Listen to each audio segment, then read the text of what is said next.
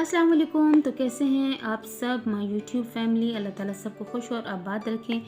Amazing world book 3 की unit number 13 force and machines इसकी Urdu translation, difficult words के meanings detail में मैं करवा चुकी हूँ। आप प्रीवियस वीडियोस चेक कर सकते हैं। आज हम unit number 13 force and machines के डिटेल्ड क्वेश्चन आंसर्स करेंगे। ये बुक एक्सरसाइज बाकी हम कर चुके हैं।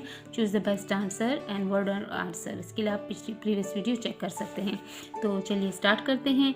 वीडियो स्टार्ट करने से पहले छोटी सी रिक्वेस्ट है कि अगर आपने मेरे चैनल योर होम टीचर को सब्सक्राइब नहीं किया तो सब्सक्राइब कर लें और साथ में लगे बेल आइकन को ज़रूर दबाइए, क्योंकि इससे हर नई आने वाली वीडियो आप तक पहुंचेगी और ये बिल्कुल फ्री है। और अगर वीडियो पसंद आए तो प्लीज़ लाइक एंड शेयर ज़रूर कीजिएगा। Thank you so much. Question number 1, answer the following questions in detail. तफसीली जवाबात दें। 1, व्हाट आर मशीन्स, मशीन्स क्या होती हैं। How do they help us in our daily life, और ये हमारी रोज़मर्रा की ज़िंदगी में हमारे कैसे काम आती हैं, कैसे मदद देती हैं। तो हम इसके आंसर को यूँ करेंगे, What are machines और how did they help us in our daily life? Machines are tools. Machines वो tools यानी औजार होते हैं that we use in our daily life, जो कि हम अपनी रोज़मर्रा की ज़िंदगी में इस्तेमाल करते हैं। Machines makes our work easier. Machines हमारे काम को आसान बनाते हैं and faster और जल्द से जल्द करके देते हैं। With the use of less energy, कम से कम एनर्जी यानी तवानाई को खर्च करके कम से कम टाइम में और तेज़ तर हम अपने काम को कर सकते हैं मशीन्स के ज़रिए। So the question number 2 is define simple machines. सादा मशीनों की तारीफ़ करें कि सादा मशीनें क्या होती हैं, कैसे होती हैं। एंड नेम देयर टाइप्स, और उनके जो टाइप्स हैं, किस्में हैं, उनके सिर्फ आपने नेम्स लिखने हैं, उनकी डिटेल में नहीं जाना। सिंपल मशीन्स को डिफाइन करना है और उनके नेम्स मेंशन करने हैं। क्वेश्चन 2 का आंसर है simple machines.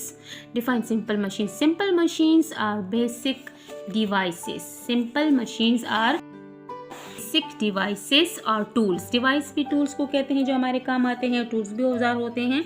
वो चीज़ें, वो मशीनें जो सादा सी होती हैं, बेसिक होती हैं, बुनियादी, जो हमारे काम आती हैं फॉर अप्लाइंग अ फोर्स, किसी चीज़ पर फोर्स यानी कुव्वत लगाने के लिए, एंड डूइंग वर्क और काम करने के लिए।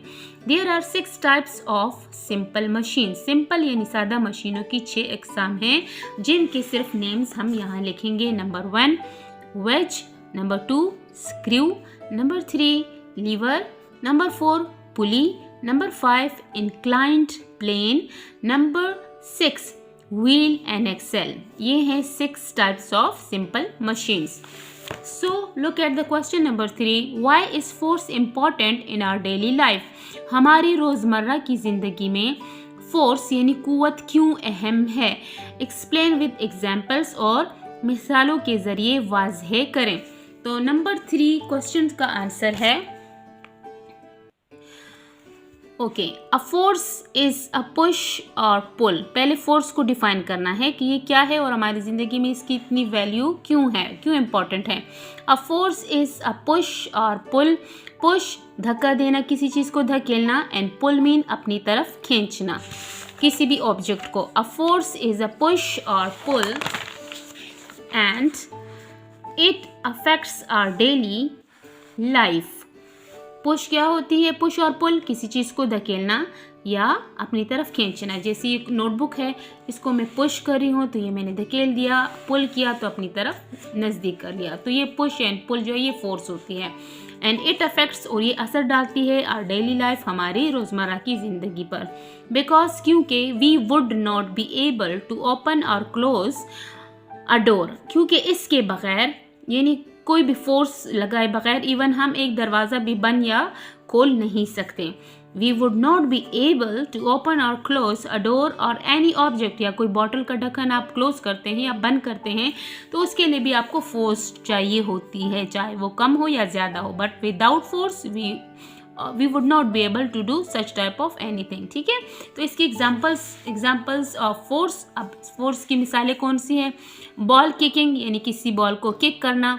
नंबर 2, साइकिलिंग करते हैं तो उसमें भी आपको फोर्स की ज़रूरत पड़ती है, आप जोर लगाते हैं। नंबर 3, आप रबिंग करते हैं, चाहे हैंड्स रब करें चाहे कॉपी से कुछ रब करें, तो दोनों में आपको फोर्स चाहिए होता है। तो these are the simple examples of force. वैसे तो और बहुत सारी होती हैं लेकिन मैंने जो है शॉर्ट करके लिख दिया है। क्वेश्चन नंबर 4 की तरफ आते हैं। Question number 4 is define motion. Motion की तारीफ करें। मोशन है हरकत।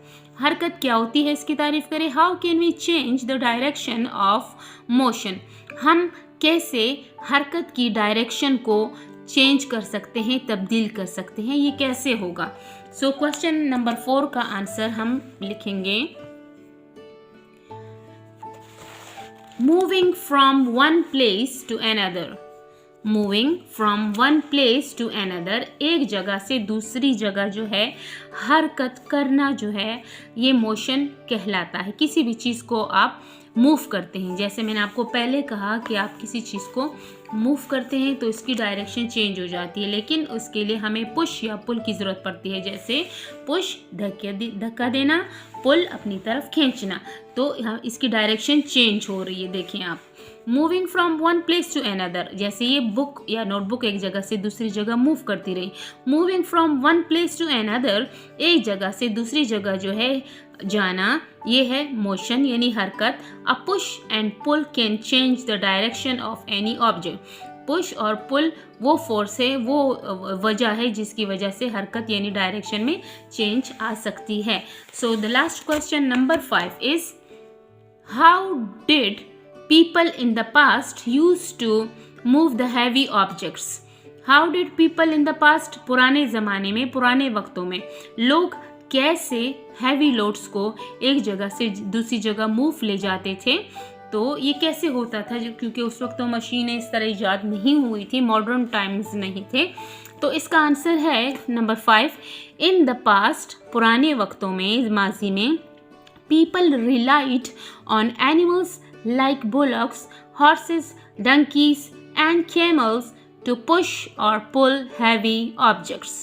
In the past, पुराने ज़माने में, people relied, इन्हिसार, relied का मतलब है इन्हिसार करते थे किस चीज़ पर, एनिमल्स के ऊपर, चाहे वो बुलॉक्स होते हैं बैलगाड़ियाँ, हॉर्सेस जो है वो घोड़े, डंकीज गधे एंड कैमल्स ऊंट, ये इनके ऊपर उनका सारा इन्हिसार होता था और वो इन्हीं के ज़रिए अपने हैवी ऑब्जेक्ट्स, हैवी लोड्स जो है वो एक जगह से दूसरी जगह ले जाते थे। So this is the end of this chapter, unit number 13, question answers in detail. और आपकी और कोई जो है रिक्वेस्ट हो तो काइंडली विदाउट एनी हेजिटेशन ज़रूर कमेंट बॉक्स में लिखिएगा, और कोई भी प्रॉब्लम हो तो आप बता सकते हैं। अपना ख्याल रखिए, लाइक एंड शेयर ज़रूर कीजिए। अल्लाह हाफिज़।